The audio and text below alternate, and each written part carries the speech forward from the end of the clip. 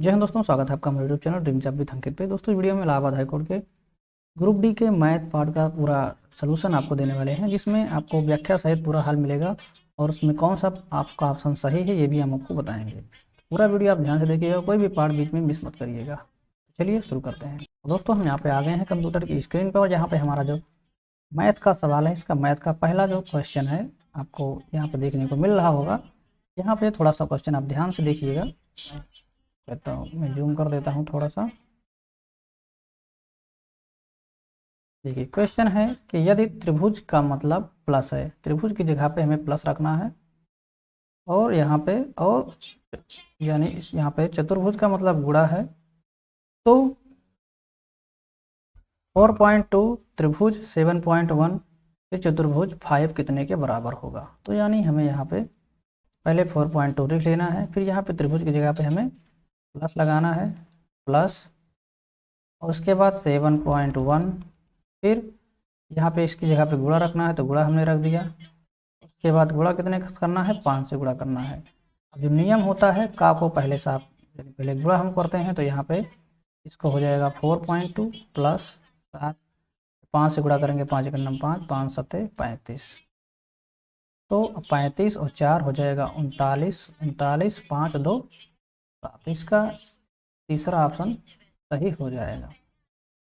Next question है 2/5 का 5/2 कितना होगा। दोस्तों 2/5 का मतलब होता है गुणा का, 5/2, 2 से 2 कट जाएगा, 5 से 5 कट जाएगा, 1 बचेगा। इसका सही हो जाएगा एक ऑप्शन। यदि किसी संख्या का 40%, किसी संख्या के 40% का 20% 8 है, तो वह संख्या ज्ञात कीजिए। तो हम मान लेते हैं कोई संख्या, मैं मान लेता हूँ x है, आप कुछ भी मान सकते हैं। इसका 40% का मतलब 40/100, फिर इसका 20% मतलब 20/100 बराबर 8 के है। अब ये जीरो से ये दोनों जीरो आपके कट गए, और ये 4 दूनी 8 हो गया, इनको आपस में गुणा करेंगे, और 8 इधर भी है, तो 8 से ये 8 पूरा कट जाएगा, फिर बचेगा नीचे 100, 100 इधर चला जाएगा, तो x की जगह पे हो जाएगा। एक बार फिर से देख लीजिए, ये दोनों जीरो जीरो जीरो कट जाएंगे, फिर आपका ये हो जाएगा 4 दूनी 8, 8 से इधर वाला 8 कट जाएगा, तो 1 बचेगा, यहाँ 100 से गुणा करेंगे तो 100 हो जाएगा। इसका तीसरा ऑप्शन सही है। दोस्तों नेक्स्ट क्वेश्चन है हमारा, यदि 12 कलमों की कीमत 30 रुपये है तो 26 कलमों की कीमत क्या होगी। तो यहाँ पे आपकी 12 कलम कितनी की मिलती हैं, 30 रुपये की मिलती हैं, तो आपकी एक कलम मिलेगी 30/12 की। अब इसी को जब आप 26 करेंगे तो 30/12 गुणे 26 हो जाएगा। इसको 2 से करिए, 2 छंग 12, ये हो जाएगा 13 बार, 6 पंचे 30, अब 5 और 13 तो 13 पचे 65। आपका ए ऑप्शन सही हो जाएगा। अगला क्वेश्चन है जो कि 5वां क्वेश्चन है, 10 कुर्सियों की लागत मूल 8 कुर्सियों के विक्रय मूल्य के समान है। तो इस तरह का सवाल जब करना होता है तो आपको इस तरह से करना रहता है, 10 गुणे लागत बराबर 8 कुर्सियों का विक्रय। ठीक, अब हम क्या करेंगे, लागत बटे विक्रय बराबर 8/10, विक्रय इधर आ जाएगा, 10 इधर चला आएगा। अब हमने किसी सामान को 8 रुपये में खरीदा और 10 रुपये में बेचा, तो इसका मतलब हमें लाभ कितने रुपए का हुआ, 2 रुपये का लाभ हुआ।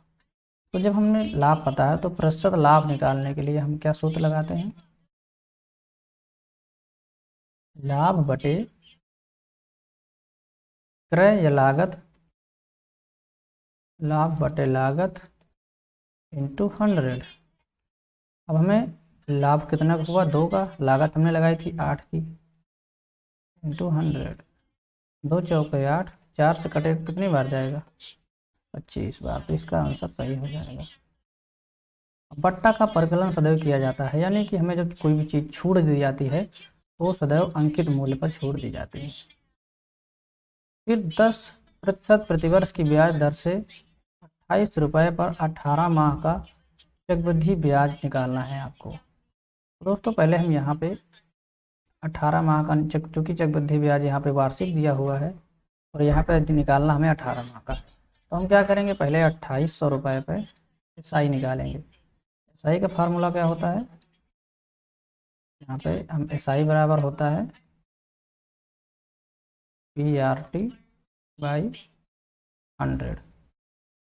तो हम इस पर चक्रवृद्धि ब्याज न लगा के हम पहले SI के पहले क्या करेंगे, हम 1 साल का निकाल लेंगे ब्याज, फिर उसके बाद उस ब्याज को हम इसमें जोड़ देंगे, फिर हमारा जो मूलधन प्राप्त और जो हमारा मिश्र धन प्राप्त होगा उस पर फिर हम ब्याज लगाएंगे, चक्रवृद्धि ब्याज निकल आएगा। तो 1 साल का अगर हम निकालना चाहें तो P हमारा 2800 है और R हमारा हो जाएगा 10, T हमारा 1 ही है बटे 100, 0 से 0 यहाँ पे जाएगा कट, बचेगा कितना, SI हमारा 280 हो गया 1 साल का। अब इसमें अगर हम जोड़ देंगे तो हमें 1 साल में मिश्र धन कितना प्राप्त हुआ, 2800 200 3080। अब जो ये हमारा मिश्र धन 1 साल में प्राप्त हुआ है, अब इस पे हम 6 महीने का ब्याज निकालेंगे। 6 महीने के ब्याज अब ये हमारा मूलधन की तरह काम करेगा। तो अब हम इसको इस पे अगर ब्याज निकालेंगे, नया SI अगर हम निकालना चाहें तो कितना आएगा, 3080 गुणे ये हो गया हमारा P और R हो जाएगा। देखिए यहाँ पे A है लेकिन यहाँ पे हमें अब ये चूँकि ब्याज पे ब्याज जुड़ता है तो यहाँ पे ये टोटल अब ये P हो जाएगा 3080। अब हम इस पे R हमारा 10 ही रहेगा, समय हमारा 1/2 साल हो जाएगा, यानी 6 महीने का 1/2 साल लिख सकते हैं। अब इसको सॉल्व करिए तो कितना आएगा, 0 यहाँ पे बटे 100 में 0 से 0 कट जाएगा और 308 का आधा आएगा, कितना आएगा 154। ठीक, तो यहाँ पे क्या निकालना था, वहाँ का प्रभावित चक्रवृद्धि ब्याज क्या है। तो देखिए 154 रुपया ब्याज ये आया, 280 रुपया ये आया। अब दोनों को आप जोड़ लीजिए, कितना आएगा, 4 तो लास्ट में आ ही जाएगा, 8 5 13 आएगा, 2 1 3 1 4 आएगा, तो 434 रुपये इसका आंसर आ जाएगा। नेक्स्ट क्वेश्चन है दोस्तों, यहाँ पे आपको निकालना था कि अब मिलान करने के लिए दिया, इसको मैंने पहले से ही मिलान कर दिया है दोस्तों। ये इसने पूछा है कि बेलन में कितने फलन होते हैं, तो बेलन में 3 फलक होते हैं और घनाभ में 6 फलक होते हैं, शंकु में 1 फलक होता है और गोलार्ध में, सॉरी शंकु में 2 फलक होता है और गोलार्ध में 1 फलक होता है। तो इसके हिसाब से यहाँ पे देखिए D का 3 पे जा रहा है, C का 1 पे जा रहा है, B का 4 पे जा रहा है और A का 2 पे जा रहा है। तो ये ऑप्शन इसका सही आंसर हो जाएगा। फलक का मतलब होता है कितने अलग अलग टुकड़ों से मिलकर बना होता है। जैसे अगर हम घनाभ बनाएंगे, कोशिश करता हूँ आपको समझाने, थोड़ा सा इस तरह से कुछ बनता है घनाभ, इसे एक कमरा होता है। ठीक, तो इसमें देखिए एक फलक आपका ये वाला हो गया, ठीक, 1 हो गया, 2 हो गया, 3 हो गया, ठीक, एक नीचे वाला हो गया, 4 हो गया, फिर एक आपका ये वाला हो गया 5 और एक ये वाला हो गया 6। टोटल 6 फलक मिलके एक घनाभ बनाते हैं। इसी तरह से यहाँ पे शंकु में 2, गोलार्ध में 1 और बेलन में 3। बेलन में 3 कैसे होता है, देखिए एक आपका तो ये हो जाएगा, ठीक, ये पूरा, और एक ये 3 फलक हो जाएगा। ये देखिए विकल्प में से तो हो गया। अब हम चलते हैं नेक्स्ट पे। दोस्तों अभी हमारे चैनल पे अगर आप नए हैं, सब्सक्राइब नहीं किया है तो कर लीजिए। ऐसे मैं कहता हूँ नहीं, क्योंकि मुझे कहना अच्छा नहीं लगता है, बाकी आप लोग इतने समझदार हैं, प्रयास हमारा जो रहता है मैं वो करता हूँ, बाकी आपकी फर्ज है, अगर आप करना चाहें तो कर सकते हैं। 5 विषयों में मीरा का औसत 72 है, उसके छठे विषय का, तो 5 विषय का यहाँ पे औसत आपका दिया गया है 72 है। तो छठे विषय का प्राप्तांक मिलने पर उसका औसत अंक बढ़कर 75 हो जाता है। यानी अब अगर मिलने पर छठे विषय का मिलने पर तो टोटल 6 का 75 हो जाता है। तो छठे विषय में उसके कितना अंक प्राप्त किया है, इसको 2 तरीके से लगाया जा सकता है। या तो अब इसको पूरा आप जोड़ लीजिए, 5 विषय का अगर ना आया है तो कितना होगा, ये 5 दूनी 10, 5 सत्ते 35 और 1 36 360, फिर 6 पंचे 30, उसके बाद 6 सत्ते 42 और 3 45। ठीक, यानी कि यहाँ पे अब आपको क्या करना है, छठे का निकालने के लिए इसमें से इसको घटाना है। तो 10 में से 0 में से 0 गया 0, 15 5 में से 6, 5 में से 6 नहीं जाएगा, इधर से आएंगे 15, 15 में से 6 गए 9, और यहाँ पे आपका 0, तो टोटल यहाँ पे 90 बच रहा है।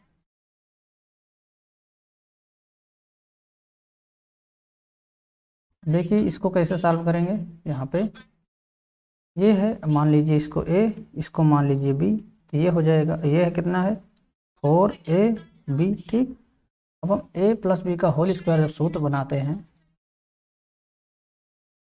इसका क्या होता है, a square plus b square plus 2ab, ठीक। ये हो जाएगा, इसको तोड़ेंगे तो माइनस के यहाँ कितना दिया है 4ab, तो ये हो जाएगा a square plus b square. अब यहाँ पर 2ab में 4ab में से 2ab घट जाएगा, तो माइनस का कितना बचेगा 2ab, ठीक। लेकिन यहाँ पे ये चीज़ नहीं, अब इतना सिर्फ तोड़ना था, यहाँ पे इतने को तोड़ेंगे तो इतना आएगा। अब देखिए, अब ये बचा है a square plus b square minus 2ab, ये किसके बराबर है, ये a माइनस बी के होल स्क्वायर के बराबर है। इतने को हमने तोड़ दिया, ये इसका a प्लस बी के होल स्क्वायर के बराबर है माइनस 4ab। यहाँ पे हमें जो आंसर निकालना है वो हमारा a माइनस बी का होल स्क्वायर आएगा। तो a हमारा है 1.08, इसमें से हमको घटाना है 0.03, तो हो जाएगा 50 के बाद 1.05, ठीक। ये हमारा बचा इतना। अब इसका हमको स्क्वायर निकालना है। तो दोस्तों इस स्क्वायर निकालने के लिए जब किसी भी संख्या में लास्ट में 5 होता है तो क्या करते हैं, इसका स्क्वायर कर देते हैं।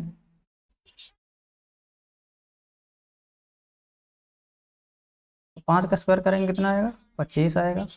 और उसके बाद जो संख्या बाद में बचती है, तो मान लेते हैं इसको 10 बची है, अगर ये दशमलव भी हम नहीं ले रहे हैं, 10 बची है, तो इसको हम इससे एक बड़ी संख्या से गुणा करते हैं। तो 11 गुणे 10 कितना हो जाएगा 110। अब हम देखेंगे यहाँ पर 2 दशमलव लगा है, तो जब इसको स्क्वायर करेंगे तो 4 अंक बाद दशमलव लगेगा, तो ये यहाँ लगेगा दशमलव 1.1025, 1.1025, ये वाला इसका सही आंसर हो जाएगा। उसके बाद 2 असहभाज्य संख्याओं का लघुत्तम समापवर्त है। 2 असहभाज्य इसको लिखिए, या फिर इसको लिखिए 2 सह अभाज्य संख्याओं का लघुत्तम समापवर्तक है, तो उनका गुणनफल ही होता है। इसे मान लेते हैं सहभाज्य संख्या होती है जिनका मासा 1 होता है, जैसे कि एक संख्या हो गई 2, एक संख्या हो गई 3, ठीक। ये दोनों सह अभाज्य संख्या है। इनको अगर हम इनका लासा निकालेंगे तो कितना आएगा 6 आएगा, इनको गुणा करेंगे तभी आएगा। अब अगर 1 2 ले लेते हैं, 5 ले लेते हैं, तो इसका अभिलाषा हमें इसका गुणा करके ही निकालना पड़ेगा। ए और बी कोई व्यवसाय शुरू करते हैं, उन्होंने 3:5 के अनुपात में पूंजी निवेश किया।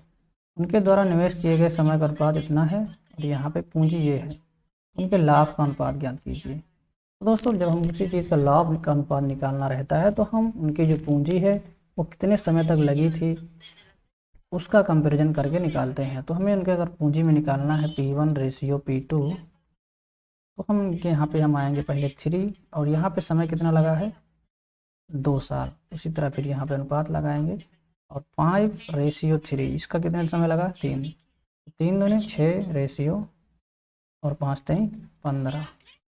इसको 2 से अगर हम काटें, या फिर यहीं पे हम काट लें, अगर छोड़िए यहाँ पे भी यहीं पे हम अगर काटना चाहें तो 3 से 3 कट जाएगा, 2 रेशियो 5 आ जाएगा। ये आंसर इसका सही है। 2 असहभाज्य संख्याओं का महत्तम समापवर्त है। मासा यानी यहाँ पे ज्ञात किया, क्या भी हमने बताया है 2 असहभाज्य संख्याओं का मासा हमेशा एक होता है, तो इसका हो जाएगा बी ऑप्शन सही है। देखिए 2 3 का मासा 1, 2 5 का मासा 1, 2 7 का मासा 1, 3 5 का मासा 1, 3 7 का मासा 1, 3 11 का मासा 1। किसी को भी आप करिएगा इस तरह से, इसका है अभाज्य संख्या है, इनका मासा 1 ही होगा। उसके बाद दोस्तों यहाँ पे आप देखेंगे जो 343 है, इसको मैं इधर समझाने की कोशिश करता हूँ। 343 है जो, इसको आप इधर ले आइए। 343 7 का क्यूब है, 49 7 का स्क्वायर है, ठीक, तो ये हो जाएगा 7 की पावर 5। 7 की पावर 5 एक ऑप्शन है, नीचे वाले को सॉल्व करना चाहें तो कर लीजिए। फिलहाल मैं आपको करके दिखा देता हूँ जिससे आप समझ सकें। अब नीचे 216 है, 216 का मतलब होता है 6 का क्यूब, 6 छंग 36 छक्के 216। फिर ये हो जाएगा 4 का स्क्वायर और ये है 9 का स्क्वायर। ठीक, अब हम चार दोनों में स्क्वायर सेम है तो नीचे नीचे गुणा कर सकते हैं, तो 4 9 का 36 का स्क्वायर इसको लिख सकते हैं, ना। अब हम 36 को भी 6 का स्क्वायर कर सकते हैं, तो गुणा में क्या होता है, घातें जुड़ जाती हैं। तो यहाँ पे हम 6 का स्क्वायर 36 हो जाएगा। अब जब ये दोनों पावर की पावर रहती है तो ये इसको चाहे गुणा करिए चाहे जोड़िए, बात वही हो जाएगी। तो ये हो जाएगा आपका 4। ठीक, अब 4 ये हो गया और गुणा में यहाँ पे नीचे बेस 4 की पावर 3 और 6 की पावर 3 और 6 की पावर 4।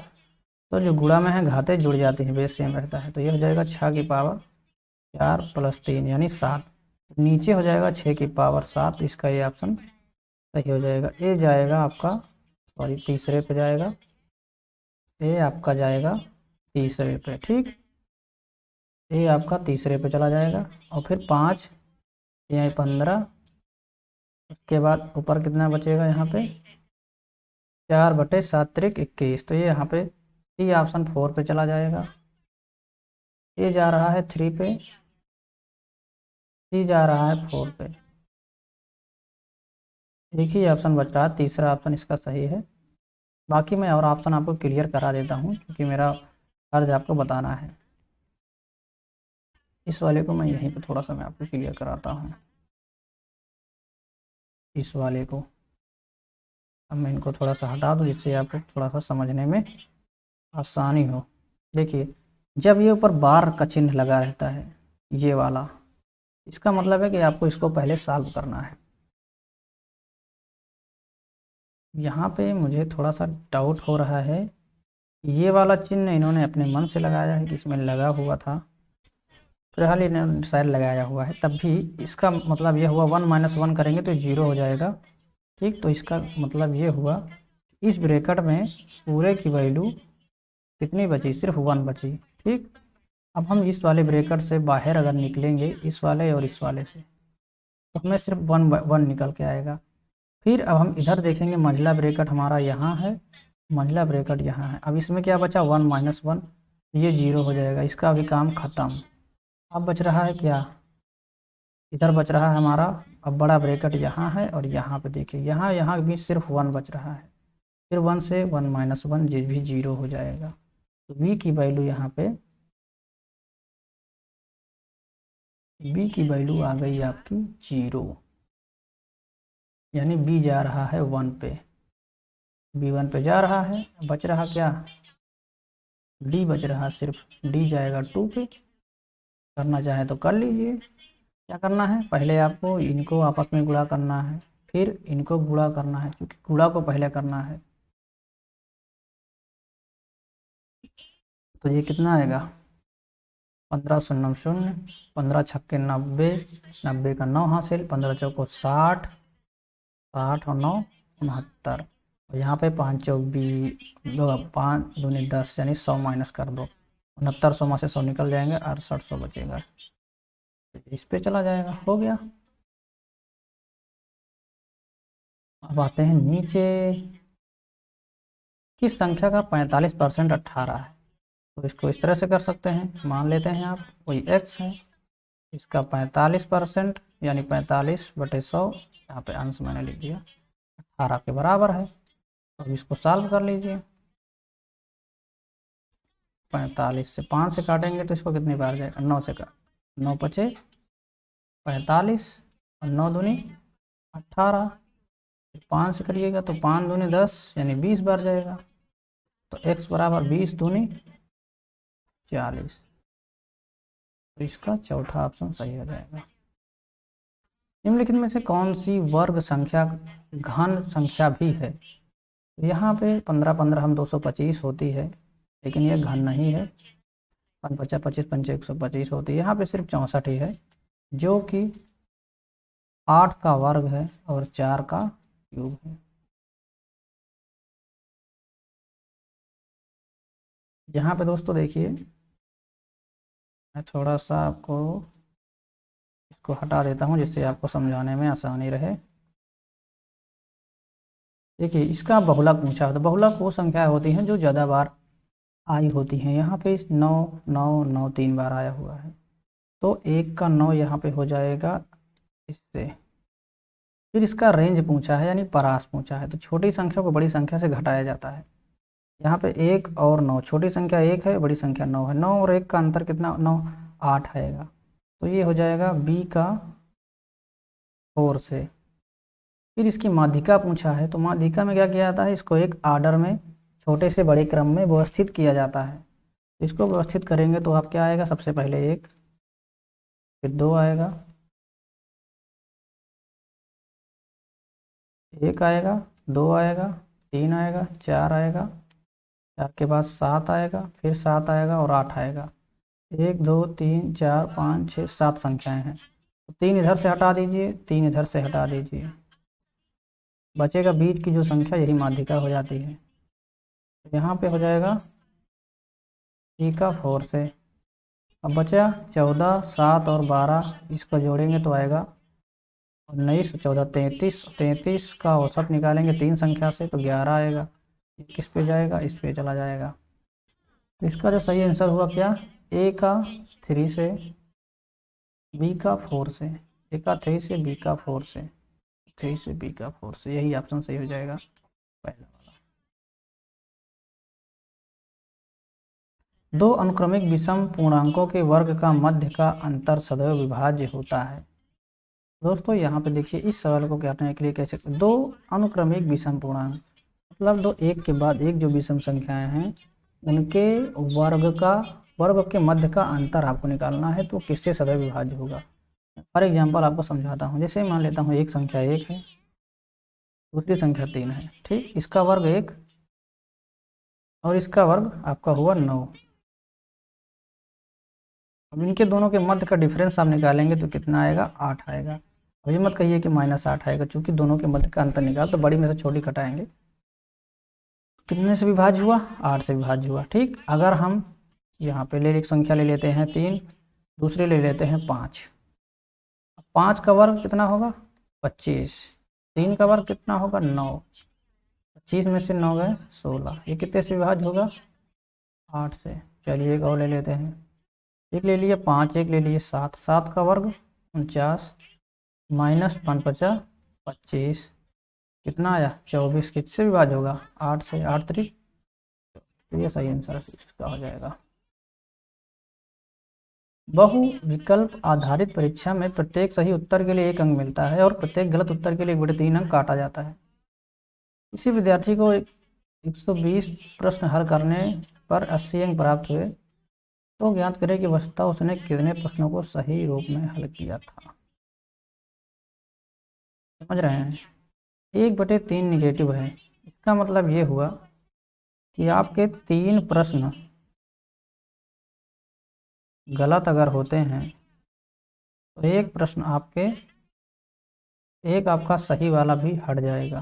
ठीक, एक सही भी आपका कट जाएगा। ठीक, इसका मतलब ये हुआ कि यदि आपके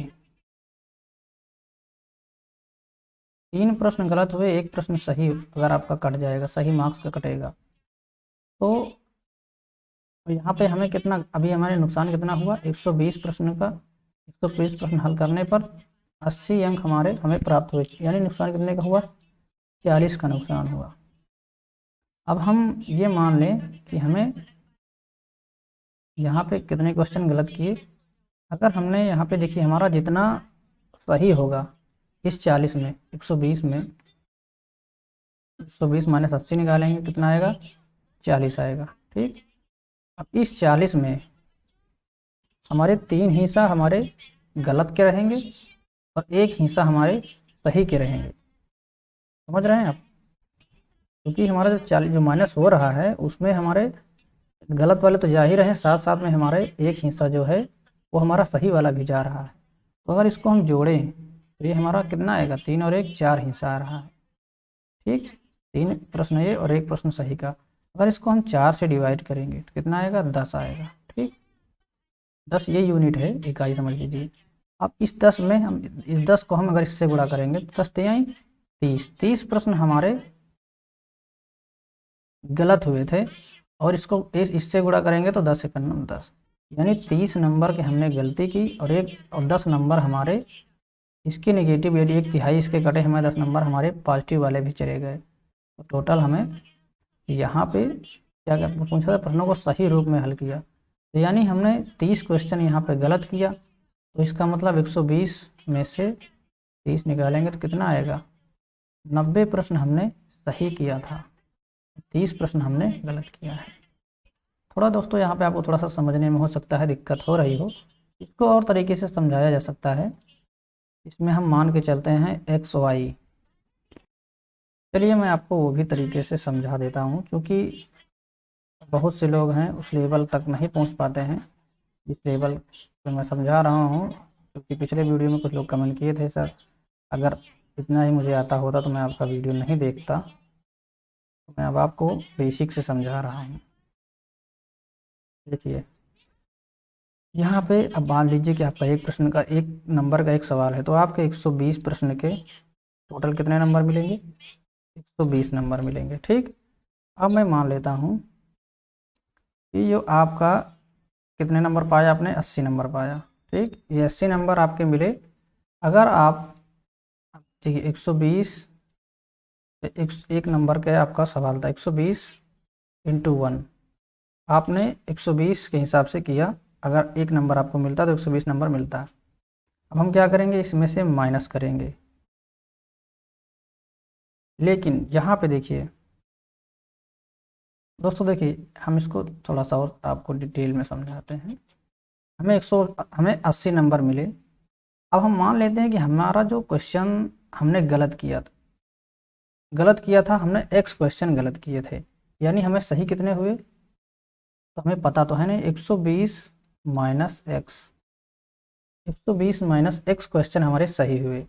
अब हमें सही के मिल रहे हैं हमको 1 अंक, यानी जितने क्वेश्चन हमने सही किए उनके हमको एक अंक मिल गए। अब हमारा ये हो गया। अब यहाँ पे ये हो गया। अब हम इसमें से अब हम माइनस करेंगे क्या, जितना हमारा गलत हुआ। गलत हमने कितना किया, गलत हमने किया x क्वेश्चन गलत किए, और गलत करने पे हमें नुकसान कितना हो रहा है, एक नंबर का एक क्वेश्चन पे हमें कितना हो जाएगा, यहाँ पे 1/3, क्योंकि इसे मैंने 10 क्वेश्चन गलत किया तो 10 का 1/3 हमारा माइनस हो जाएगा। अब इसको हम अगर सॉल्व करेंगे तो ये हो जाएगा 120, और यहाँ पे दोनों में माइनस है तो -x/3, ये हो जाएगा 120 माइनस के 3 × 3 और 1 4x/3, तो यहाँ पे 80 हो गया। अब हम माइनस वाले को इधर ले आएंगे तो हो जाएगा 4x/3। 120 को यहीं रहने देते हैं, 80 को इधर ले जाते हैं, माइनस का चिन्ह इधर आएगा तो प्लस हो जाएगा, ये बचेगा 40। ठीक, अब यहाँ पे हो गया 4x/3 = 40। 4 से कट जाएगा 10 बार में, x बराबर कितना आएगा, 3×30, x की वैल्यू 30 आई। यानी कि हमने जो क्वेश्चन गलत किए थे, कितने किए थे, 30 गलत किए थे। अब जब 30 गलत है तो 120 में से 30 निकाल देंगे तो 90 सही आ जाएगा। यहाँ पे आपको थोड़ा सा समझने वाली बात है। यहाँ पे देखिए आपके सही के नंबर, जैसे मान लिया आपने 120 क्वेश्चन में से, अब इसको यहाँ पर रख के देख लीजिए। अब 120 में से आप 30 घटाएंगे तो कितना आएगा, 90 क्वेश्चन को आपको 90 नंबर मिल गए, माइनस कितने गलत किए थे आपने, 30 गलत किए थे। ठीक, तो 30 के 1/3 आपके कट गए तो कितना कट गया, 10, यानी आपको कितने नंबर मिले, 3 नंबर मिले। तो वही तो यहाँ पे निकालना था। जितना आपने गलत किया उतने क्वेश्चन को आप अपने टोटल में से निकाल देंगे, तो आपके जो सही वाले हैं वो निकाल आएंगे। अब सही वाले के आपको 1 नंबर मिले तो आपका 120 में से जो आपका यहाँ पे हुआ वो आपका आ गया। उसके बाद आपने जितने गलत किए उसके 1/3 आपको माइनस कर देने हैं, तो ये आएगा। थोड़ा लेंथी प्रोसेस है ये, इधर वाला जो मैंने थोड़ा पहले बताया है थोड़ा सा आसान है, दोनों तरीके से आप कर सकते हैं। अब दोस्तों यहाँ पे देखिए सारी चीज़ें सब क्यूब दिए हुए हैं। ये आपका 11 का क्यूब है, ये आपका 6×36 = 216 का क्यूब है, अब यहाँ पे देखिए बीच में ध्यान देना है, गुणा है फिर प्लस है, ये है आपका 789 9 ये 729 है, और प्लस यहाँ पे 4 चौक 16 चौको 64 है। तो यहाँ पे आपके दो प्लस में है, एक गुणा में है, तो सबसे पहले हम गुणा वाले को सॉल्व करते हैं। ये हो जाएगा 11 छक्का 66 और प्लस 9 4 13, कितना हो जाएगा 6 3 9 1 7, एक ऑप्शन सही है इसका। दोस्तों यहाँ तक आ गए हैं, अगर अभी आप चैनल को सब्सक्राइब नहीं किए हैं तो कर लीजिए, कि वीडियो बनाने में काफ़ी मेहनत लगती है। अब यहाँ पे ए और बी दो मित्रों ने संयुक्त रूप से कोई व्यवसाय शुरू किया। बी का निवेश ए द्वारा किए गए निवेश का 1/4 है। तो बी का निवेश ए के निवेश का 1/4 है, यानी बी बाई ए। अगर निवेश की बात करें तो अगर बी ने 1 निवेश किया है तो ए ने 4 निवेश किया है। अगर 1,60,000 रुपये वार्षिक लाभ में बी का लाभ शेयर ज्ञात कीजिए। तो अब यहाँ पे हमें निकालना है 1,60,000 में, लिखता हूँ 1,60,000 में। अब बी का हिस्सा यहाँ पे देखा जाएगा तो टोटल हिस्सा कितना हुआ, टोटल हुआ 4 और 1 5, ठीक। अब 5 में सिर्फ 5 में बी का हिस्सा कितना हुआ, 1 हिस्सा हुआ, तो ये हो जाएगा 1/5। अगर ए का पूछा जाएगा तो ए का हो जाएगा 4/5।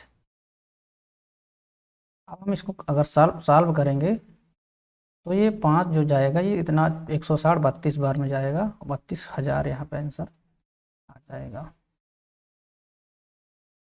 पाइप एक्स किसी टंकी को 20 मिनट में भरता है। पाइप एक्स और वाई दोनों इस टंकी को 12 मिनट का समय लगता है इनको भरने में, तो अकेले वाई टंकी को कितना समय लगाएगा। अगर इसको इस तरह से लगाएं 1/20 प्लस 1/y बराबर, क्योंकि जब दोनों भरते हैं तो 1/12 नीचे हो जाता है, तो y को यहाँ पे हम रहने देते हैं, तो ये हो जाएगा 12 गुणे 20/12 में से 20, यानी 20 में से 12 गए, ये हो जाएगा 8। इसको सॉल्व करिएगा तो 4 दूनी 8, 4 3 12, 2 20, 10 3 30 मिनट हो जाएगा। दोस्तों आप लोग सोच रहे होंगे यहाँ पे कैसे सॉल्व किए हैं, इसको भी मैं आपको थोड़ा सा बता देता हूँ। फिलहाल चूँकि इतना डिटेल में जाने का मतलब है फिर आप कुछ भी नहीं आता है, लेकिन मैं फिर भी आपको समझा देता हूँ। 1/y बराबर 1/12 माइनस 1/20, ठीक, यहाँ पे 20 होगा। अभी ये झड़ जाएगा तो 20 माइनस 12/20 गुणे 12, यही हमने ऊपर कर दिया है, एक स्टेप को हमने यहाँ पे बचा लिया है। तो जो 1 यहाँ पे आ रहा है 1/y बराबर इतना, इसी को हमने y बराबर कर दिया, 20 ऊपर कर दिया, 20 माइनस 12 नीचे कर दिया, 20 में से 12 गए 8, 8 यहाँ पे हो जाएगा। इसको सॉल्व करेंगे 30 मिनट आ जाएगा। राधिका अपनी पूरी यात्रा का 3/5 भाग रेल से तय करती है। पूरी यात्रा का 3/5 भाग, मान लीजिए कोई यात्रा है उसकी 1 किलोमीटर की, उसका 3/5 भाग रेल से तय करती है, ठीक। 3/5 भाग वो रेल से तय करती है, 7/20 भाग वो बस से करते हैं, शेष जो बचता है उसको वो शेष पैदल तय करती है, और जो शेष बचता है वो 6.5 किलोमीटर के बराबर है। दोस्तों अगर मैं इसको भी 20 करना चाहूँ, 4 से नीचे 4 से ऊपर गुणा कर सकते हैं, तो ये कितना हो जाएगा 4 3 12/20, ये 7/20, ठीक। अब हम देखें तो यहाँ पे टोटल हमारा जो हिस्सा हुआ ट्रेवल, मतलब पूरा जो डिस्टेंस वो 20 के है, ये इसे यूनिट बोला जाएगा। 20 हिस्सा है, 20 हिस्से में से हमने 7 बस से और 12 हमने रेल से कर लिया है, तो 12 7 19 हिस्सा हमने कवर कर लिया है 20 में से। अब एक हिस्सा आपका बच रहा है जो हम पैदल चल रहे हैं, तो जब एक हिस्सा यहाँ पे 6.5 किलोमीटर के बराबर है, तो 20 हिस्सा किसके बराबर होगा, तो इसको हम 20 से गुणा करेंगे, कितना हो जाएगा 6.5 दूनी 13, 130 किलोमीटर के बराबर हो जाएगा। अब या फिर इसको और अगर आप डिटेल में हल करना चाहें मैं आपको वो भी बता देता हूँ। अब मान लीजिए ये देखिए, फिर आप इस तरह से करेंगे, यक्स का 3/5 प्लस यक्स का 7/20, उसके बाद बचा कितना। अब फिर आप इसको जोड़ेंगे, जोड़े के बाद फिर इसको देखिए, फिर इसको क्या करेंगे, उसी तरह करेंगे। अब आप क्या करेंगे, 3/5 है तो इसको पहले हर बराबर करेंगे, तो 7 ये तरह आता नहीं ज़्यादा, नीचे से फिर गुणा करेंगे, इधर फिर वही करेंगे, बात वही होगी। ये हो जाएगी 12 प्लस 7/20, ठीक। यानी कि x का 19/20 हिस्सा इसने तय किया। अब हम इसको, अब कितना बचा तो इसके लिए क्या करेंगे, 1 माइनस 19/20 एक्स का, तो अब x का 1/20, अब x का 1/20 एक यहाँ पे 6.5 के बराबर है, तो x बराबर 6.5, यहाँ पे मैं ध्यान नहीं दे रहा हूँ, 6.5 गुणे 20, ये भी वही हो जाएगा 130 के बराबर। इस तरह से भी इसको हल कर सकते हैं। और अंतिम और यहाँ पे आखिरी सवाल आपका, किसी सप्तभुज के सभी अंतःकोणों का योग होता है। दोस्तों अंतःकोणों का योग का जो सूत्र होता है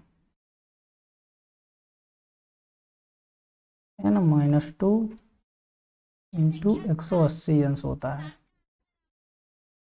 तो यहाँ पे n है 7 माइनस 2 गुणे 180 अंश, तो हो जाएगा 5 गुणे 2, 5 गुणे 180, 18 पंचे 90, 900 अंश इसका आंसर हो जाएगा। बस यहीं तक था। यहाँ पे टोटल 25 क्वेश्चन हमने पूरे 25 के 25 हमने यहाँ पे आपको विथ डिटेल यहाँ पे आपको व्याख्या सहित हल दिया हुआ है। अगर इसमें कहीं भी कोई कन्फ्यूज़न आपको होता है तो आप अपने सुझाव हमें कमेंट बॉक्स में कमेंट कर सकते हैं, कोई दिक्कत नहीं है। मैं भी एक इंसान हूँ, कभी कभी गलतियाँ हो जाती हैं, तो अगर वो गलती हमसे कोई हुई है, फिलहाल मैंने पूरी कोशिश की है आपको समझाने की, फिर भी अगर कोई गलती होती है तो माफ़ करिएगा और उसके कमेंट बॉक्स में कमेंट करके ज़रूर बताइएगा, जिससे कि मैं आने वाले वीडियो में उनमें सुधार कर सकूँ। तो वीडियो अच्छा लगा तो लाइक करिए, चैनल पर नए हैं सब्सक्राइब नहीं किया है तो कर लीजिए। हाई कोर्ट के हमने सारे सब्जेक्ट के अलग अलग वीडियो बना दिए हैं और प्ले लिस्ट हमारी बनी हुई है Allahabad high court new vacancy के नाम से, जिसमें सब पड़ा हुआ है। अगर आप नहीं देखा तो आपने जाके देख सकते हैं। मिलते हैं इस वीडियो में, तब तक के लिए बाय, टेक केयर, जय हिंद, वंदे मातरम।